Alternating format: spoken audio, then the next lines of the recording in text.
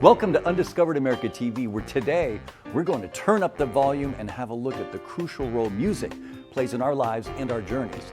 Now, I don't mean camp songs coming from the back seat as we drive. No, today we're going to explore the unique connection between music and travel, a pairing that has been around as long as humans have been roaming the earth. We've all been there, cruising down the open highway, singing along at a volume and intonation that would get you kicked out of church. That's just one example of how songs can capture moments, leading us to forever associate scenery with sound. Those tunes don't just accompany us on our trip, they often define the places we visit. So whether it's the jazz-filled streets of New Orleans, the country twang of Nashville, or the soulful beats of Detroit's Motown, today we'll see how music shapes our travel experiences forever, connecting us to the heart and soul of wherever our travels take us. Come along with me. Let's take it to the streets. Show you the land of the free like you've never seen. Talking about undiscovered America. Undiscovered America. Undiscovered America. Oh!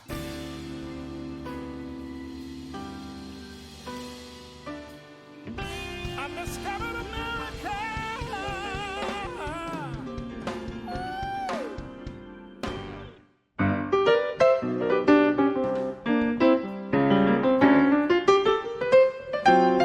Jim Caruso, here we are at David. Birdland. You are a legend here. Tell me what I don't know how to follow that. What is Jim Caruso's cast party? Tell me what it is. Jim Caruso's Cast Party is an open mic night / variety show. The gold standard of open, according to the Wall Street, if the Wall Street Journal is to be believed, right? And in this case, I believe they are. Okay, all right. It does call us the gold standard of open mic nights. It does. But now that word open mic can frighten people. So I like to say it's an open mic variety show that's very improvisational and fun. An open mic night, you kind of picture someone with a guitar playing Margarita. This is not your mother's, your grandfather's open mic night. Drop some names of people who've come to your quote open mic night. Oh, okay. Liza Minnelli, Ariana DeBose, Yeah, Tony Bennett. Yeah, this is an Charlie open mic Puth, night. Yeah, thank you. Ariana Grande, Nicole Scherzinger, Broadway stars, Right. jazzers, cabaret divas, and people right off the street. The good thing is we're at Birdland, Right. which everybody knows is this iconic music room. It is the birthplace of jazz. But why are you doing this on a Monday night? No one goes out on Monday night except... It was true when we started that Right. nobody went out on Mondays. Right. Now they do. Everybody figured out that Monday was a hot night. because Broadway's dark. Monday Right. usually Yeah. is the dark night for all the Broadway performers. And so they wanted a place to go and to hang out and to show off and to commune with their fantastic community. And this is it. I mean, if you want to show off, this is a room to show off in. It is. The room's fantastic. Supper club feel, you have history, you have famous folks swinging by in for, it's cocktail swilling, old New York style, right? It is. It is. When you say what's going on stage, I'm so lucky to have Billy Stritch at the piano, Steve Doyle on the bass. Steve Doyle Yeah. on bass, Daniel Glass on the drums, and they're three of the best musicians in the world. So to just throw sheet music Right. at this band, sometimes that can be a daunting thing, but with these guys, they elevate the talent, whether they're established or whether Sometimes they're it's not up even and comers. sheet music. Sometimes they're just Right. doing it by ear because their talent is so crazy. They can It's do true. that. Yeah. It's true. So how many years total right now we've been doing this? We've been doing it 21 years, Wow. every single Monday here at Birdland. Nothing lasts 21 years in Manhattan, Jim. I know, Nothing, really. we're like cats. Wait, you said it was the Ellis Island, did you not? It's the Ellis Island of show business because at some point everybody comes through that door. But there's been a Birdland in New York City since 1949, on and off, and it's been in this space for the past 40 years. And for people not from here, this is the heart of the theater district, right? It's true. Broadway is right that way. Yeah. So it's very easy for the theater goers and theater lovers and theater performers to come join us. And that's part of the allure. And part of the success of this place is its location. It really is in the heart of everything going on Broadway, everything going with musical theater and theater in Manhattan. That's a real joy and a gift of being at Birdland, because people come to the door, they don't know what's here. They just have their money in their hand and they're like, what's here? They know good music is going to be here. So sometimes they come to Cast Party knowing what it is. Sometimes they have no idea. But we're always ready to give them a good show. But you know, others have tried and failed. What do you think is the longevity? There's something about the mixture here that has brought it to where it is today.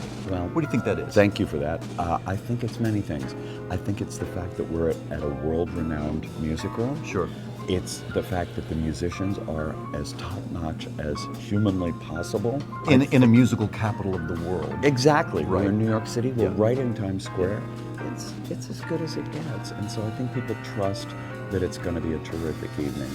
And it's also all upbeat tunes. That's my one rule. And it No tear-jerkers. No, it Right. makes some people really angry Yeah. because they say, I only sing ballads. Right. Well, that's not a good show. Sing My Funny Valentine somewhere else. Exactly, Yeah, I got exactly. you. So it's upbeat, it's energy, it's You keep it alive, going. You keep it it's going. joyous. Yeah. So this is Birdland, but you take this show on the road. We do. We Where? do. My musical director, Billy Stritch, and I are so happy to take this to London and Los Angeles and Las Vegas and Pittsburgh and Right. cruise ships. Yeah. We'll come to your house, Billy. We will drop by. You're But welcome we- in my house. We love to celebrate this talent all over the country. Right. And there's few other places that can draw so much talent on just a usual throwaway Monday night. Let's swing by Birdland. Let's swing by Cast Party with Jim Caruso and see what's going down. You're the best. Well, that's what we're here. Jim, thanks for having Undiscovered America here. And thanks for all you do. And here's to 21 more years. I'll be so old. Thank you, brother.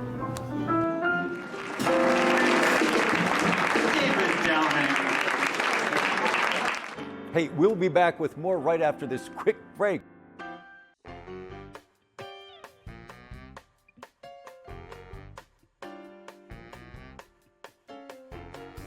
We're continuing our exploration to the powerful connection between music and travel. So we are off to New York to find someone who does a lot of both. Seems like yesterday since we parted ways. Can't be that time has gone by. David Raleigh, how are you? Good, how are you? That is so beautiful. We're here at the Django. We're at the Roxy Hotel in New York City. Yes, we are. And you are a New York City cat. You've been here for how long? About 30 years. Okay. And you've played big rooms, small rooms, bands. Talk me through your career. Oh, Star Search Short too. rooms, tall rooms. I know you didn't want me to say this, Skinny but rooms. Star Search, right? You started on gosh. Star- Yeah. Yes, I was on Star Search years ago. Okay. And that led to great. what? Anything? It led to me doing a little tour with the Star Search people, and Right. I toured around America singing in big football stadiums, opening football games. And how'd you wind up here in New York? I moved here just before I did Star Search from California, and I just fell right into life and fell right into playing. It took me a little while to get my feet on the ground. I looked in the back of New York Magazine and Right. scoured all the You mean the back before the internet? before the Yeah, internet. when people read scoured all the magazines bars to find gigs. and found a bar that had piano playing and called them up and started playing. David, we're here in New York City. It's a place you've lived for a long time. Clearly you like it or you wouldn't still be here. Right. If someone had never been here, just tell me on a very top, high level, what is it about this city that's so alluring? Well, for me, I came from California before I came here, and I was playing in a bunch of restaurants there, and not a lot was required of me. Right. They wanted to hear stuff that I loved to play, and they liked what I did, but I wasn't challenged. New York is very challenging. You can't keep playing the same thing all the time. You have to change. You have to do new things. Because of competition? Because competition comes up, and it's just, I love the competition of it all. I love going in a bar and having people out-sing me, and then having to go home and think about that and try to out-sing them. I mean, I like the energy of New York, musically. What is it about a ballad that you like playing? You know? The emotion of it. I'm an emotional piano player, so I like anything that gives me a feeling of intensity and emotion is what I like to play, and that seems to always, not always, but often lend itself to a ballad. So Yourself at 20 years old, if you were talking to someone who's 20 years old today and they want to know, what is your best piece of advice for me? I want to do what you do. I want to make a career of playing music, not becoming a household name, not through radio play, but doing something that's been a passion of mine my entire life. What is your advice to them? I think the most important thing in my career has been I keep a good mailing list.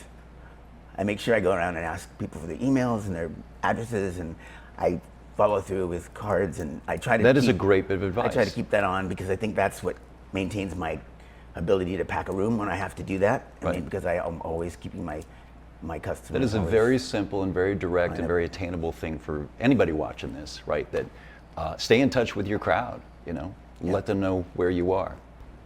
David, ballads are your thing clearly, and you've written a lot of beautiful ones. This one in particular, I know you wrote for a friend of yours. There's a nice story behind it. Would you take us out with just Sure. a little more of it? David Raleigh and the Django, yeah. Never alone, never alone. As long as I believe in your sweet memory, I will be never alone. David Raleigh, that is absolutely beautiful. Thanks for you. being with us on Undiscovered America. Thanks. We'll be back to check up on you. Thank you. Next, we're going to change things up with a trip to the National Hip Hop Museum in Washington, D.C. Jeremy, how are you? Good, thanks for being here. National Hip Hop Museum, the hip hop shop. Tell me, what are we standing in right now, and how does this fit in with the National Hip Hop Museum? Yeah, sure. Well, right now we are standing in the National Hip Hop Shop. So this is the retail store for the National Hip Hop Museum, and we have the largest selection of hip hop artifacts and merchandise and collectibles for sale anywhere in the world. So you're telling me the collection is huge, and it's got a big price tag. The value is something incredible. Yeah, well, we distinguish between artifacts and collectibles. Okay. Okay, so the museum is made up of almost $26 million worth of rare, important hip hop artifacts from 1973 till 2000. All right. And then the hip hop shop is made up of a million different collectibles that you. if you love hip hop, Okay. you can purchase and collect. So the artifacts, give me one or two that people at home would say, wow, that's a huge thing to have.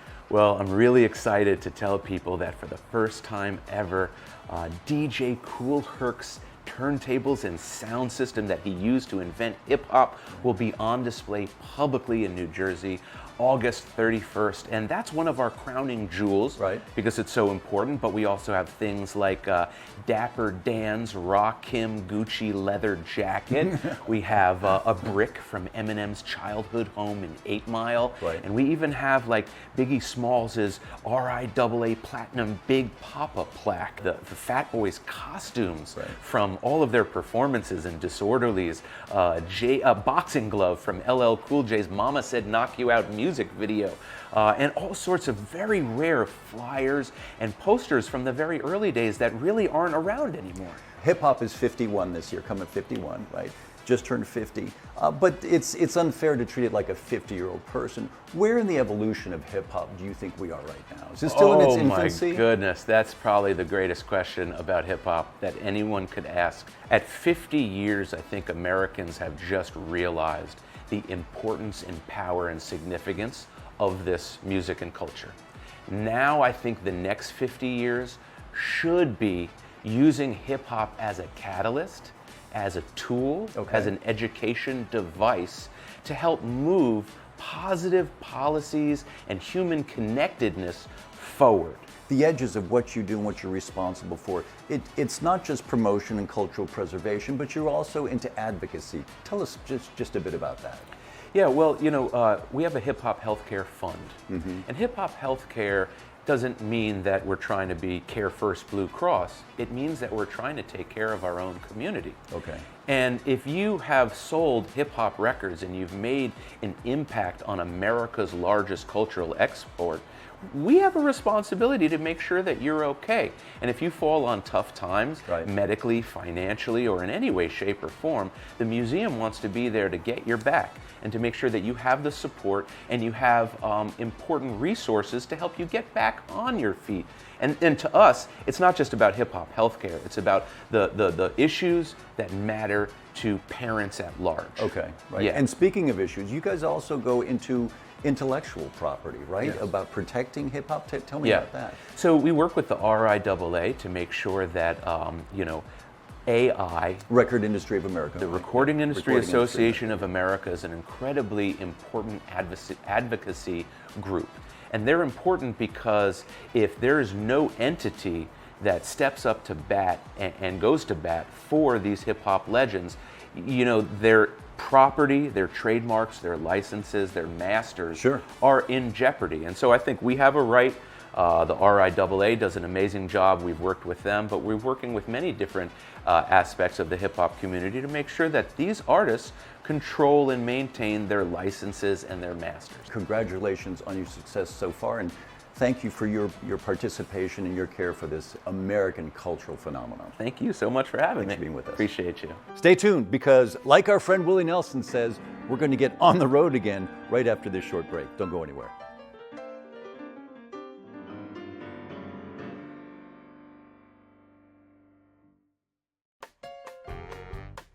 Look, it might be a boat to Bermuda, a plane to St. Paul, a kayak to Quincy or Nyack, but today we are getting away from it all, exploring how music and travel make the perfect couple. Look, whether you call it Detroit, Michigan, Motor City, or Motown, the very name sets up expectations that only the legendary Motown Museum can meet. This storied bit of American history, also known as Hitsville, USA, is a must-visit for any music lover. Founded by Esther Gordy Edwards in 1985, the museum is located in the original house where her younger brother, Berry Gordy Jr., established Motown Records in 1959.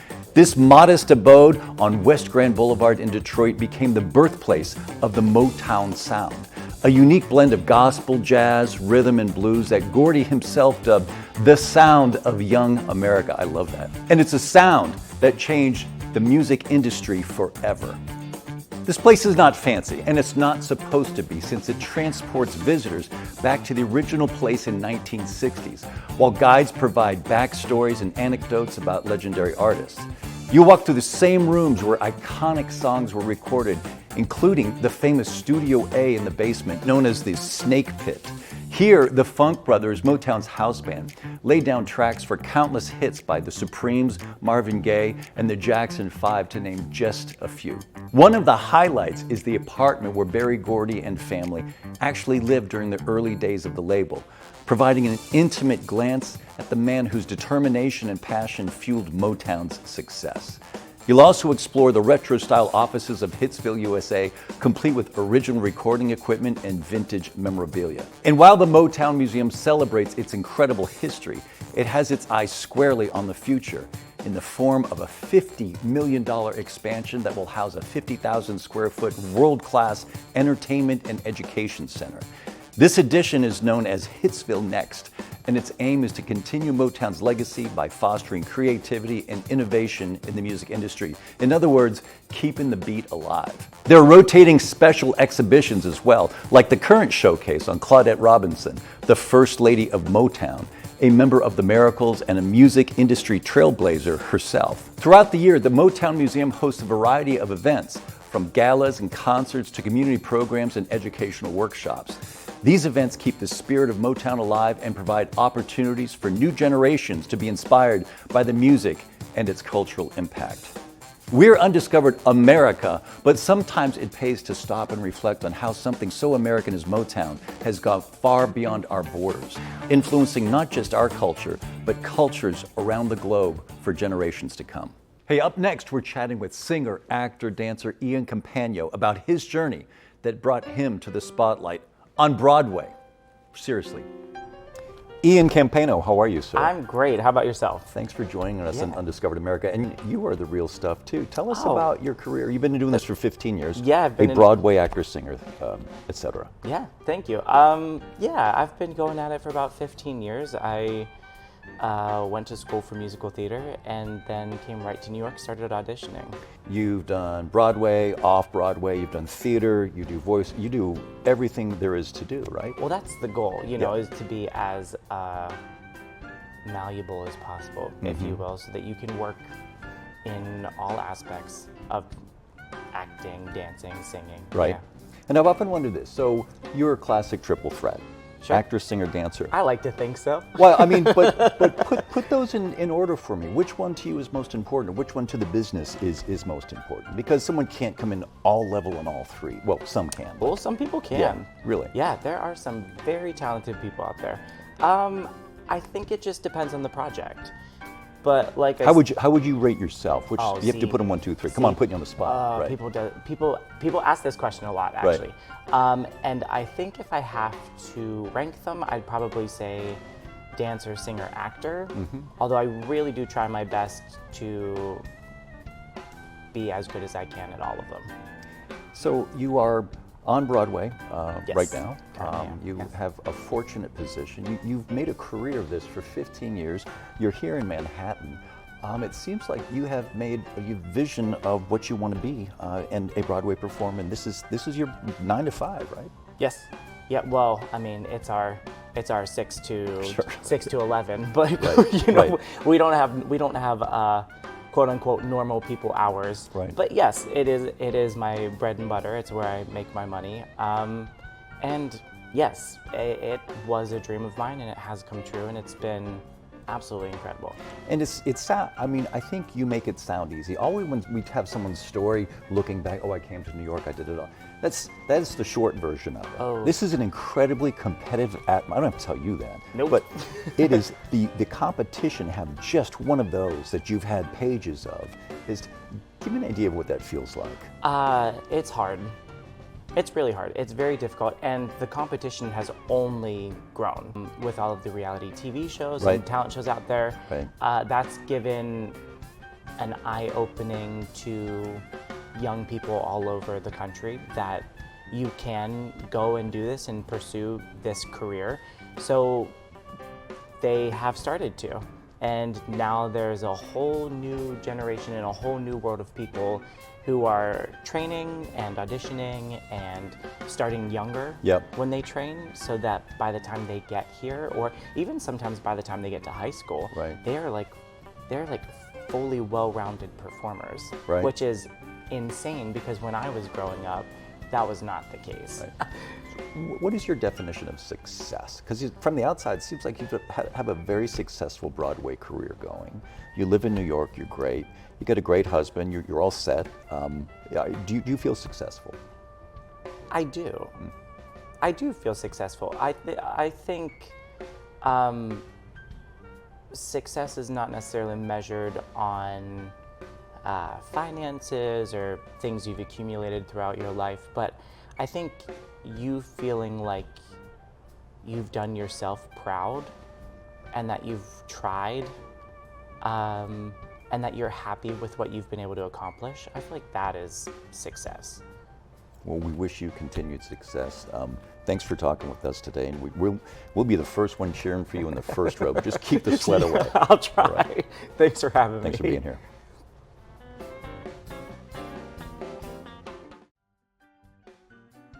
We hope you enjoyed our dive into music and travel, because those are two of my favorite things. Seriously, every time I go anywhere, my first stop is to check out the local music scene, which is world class right here in the USA. I swear I'll stop. So get out there, support local music wherever you go. Just tell them Undiscovered America sent you. We'll see you next time.